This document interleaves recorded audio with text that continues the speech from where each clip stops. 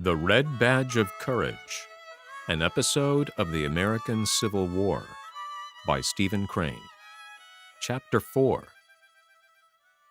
The brigade was halted in the fringe of a grove. The men crouched among the trees and pointed their restless guns out at the fields. They tried to look beyond the smoke. Out of this haze they could see running men. Some shouted information and gestured as they hurried. The men of the new regiment watched and listened eagerly, while their tongues ran on in gossip of the battle. They mouthed rumors that had flown like birds out of the unknown. "They say Perry's been driven in with big loss." "Yes, Carrot went to the hospital. He said he was sick. That smart lieutenant is commanding G Company. The boys say they won't be under Carrot no more if they all have to desert. They allus knew he was a—" "Hannis's battery is took." "It ain't either. I saw Hannis's battery off the left not more'n 15 minutes ago."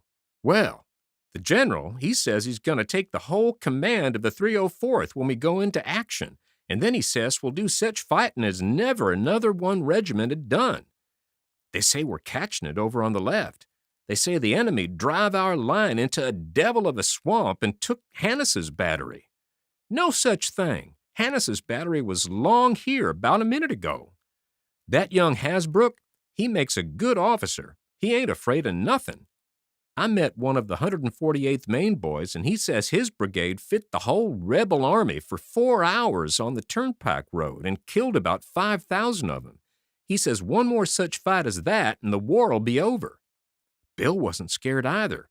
"No, sir, wasn't that. Bill ain't a-getting scared easy. He was just mad, that's what he was. When that feller trod on his hand and he up and said that he was willing to give his hand to his country, but he'd be dummed if he was going to have every dumb bushwhacker in the country walking around on it. So he went to the hospital disregardless of the fight. 3 fingers was crunched. The darn doctor wanted to amputate him. Bill, he raised a hell of a row, I hear. He's a funny feller." The din in front swelled to a tremendous chorus. The youth and his fellows were frozen to silence. They could see a flag that tossed in the smoke angrily. Near it were the blurred and agitated forms of troops. There came a turbulent stream of men across the fields. A battery changing position at a frantic gallop scattered the stragglers right and left. A shell screaming like a storm banshee went over the huddled heads of the reserves. It landed in the grove, and exploding, redly flung the brown earth. There was a little shower of pine needles. Bullets began to whistle among the branches and nip at the trees. Twigs and leaves came sailing down. It was as if 1,000 axes, wee and invisible, were being wielded. Many of the men were constantly dodging and ducking their heads. The lieutenant of the youth's company was shot in the hand. He began to swear so wondrously that a nervous laugh went along the regimental line. The officer's profanity sounded conventional. It relieved the tightened senses of the new men. It was as if he had hit his fingers with a tack hammer at home. He held the wounded member carefully away from his side so that the blood would not drip upon his trousers. The captain of the company, tucking his sword under his arm, produced a handkerchief and began to bind with it the lieutenant's wound, and they disputed as to how the binding should be done. The battle flag in the distance jerked about madly. It seemed to be struggling to free itself from an agony. The billowing smoke was filled with horizontal flashes. Men rushing swiftly emerged from it. They grew in numbers until it was seen that the whole command was fleeing. The flag suddenly sank down as if dying. Its motion as it fell was a gesture of despair. Wild yells came from behind the walls of smoke. A sketch in gray and red dissolved into a mob-like body of men who galloped like wild horses. The veteran regiments on the right and left of the 304th immediately began to jeer. With the passionate song of the bullets and the banshee shrieks of shells were mingled loud catcalls and bits of facetious advice concerning places of safety. But the new regiment was breathless with horror. "God! Saunders got crushed!" whispered the man at the youth's elbow. They shrank back and crouched as if compelled to await a flood. The youth shot a swift glance along the blue ranks of the regiment. The profiles were motionless, carven, and afterward he remembered that the color sergeant was standing with his legs apart as if he expected to be pushed to the ground. The following throng went whirling around the flank. Here and there were officers carried along on the stream like exasperated chips. They were striking about them with their swords and with their left fists, punching every head they could reach.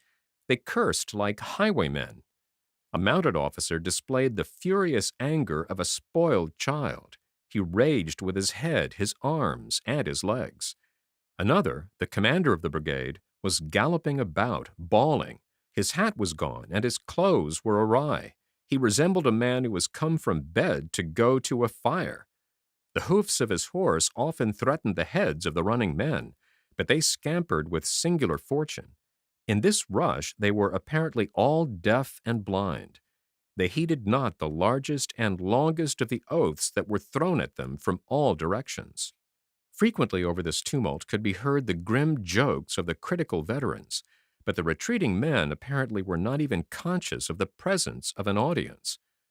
The battle reflection that shone for an instant in the faces on the mad current made the youth feel that forceful hands from heaven would not have been able to have held him in place if he could have got intelligent control of his legs. There was an appalling imprint upon these faces. The struggle in the smoke had pictured an exaggeration of itself on the bleached cheeks and in the eyes wild with one desire. The sight of this stampede exerted a flood-like force that seemed able to drag sticks and stones and men from the ground. They of the reserves had to hold on. They grew pale and firm and red and quaking. The youth achieved one little thought in the midst of this chaos. The composite monster which had caused the other troops to flee had not then appeared. He resolved to get a view of it, and then he thought he might very likely run better than the best of them.